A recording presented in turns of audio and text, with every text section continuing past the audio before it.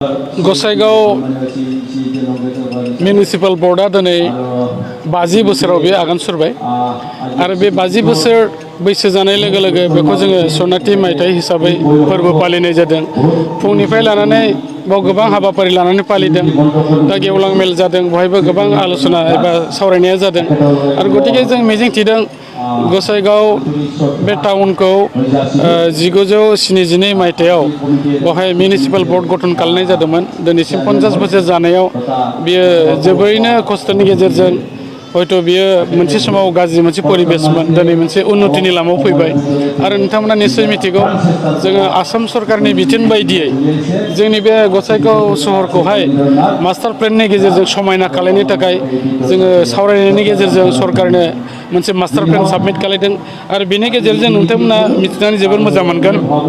Master plan four Assam's आर्बान development बे डिपार्टमेन्टनि गेजेरजों दाखालि सावरायनायावहाय जोंनि आसामनि आर्बान डेभेलपमेन्ट जे मिनिस्टार मानगोनां अशोक सिंघल बिथाङा गासैखौबो सावरायनायनि गेजेरजों आसामाव गासै 15टा सहरफोरखौ एबा टाउनफोरखौ मोनसे मास्टार प्लेननि गेजेरजों मोनसे एप्रुभ खालामदों। बेनि गेजेराव जोंनि गसाइगावआवबो दङ। गतिके जों बेनिखायनो बिथांखौ थेंक्स होदों।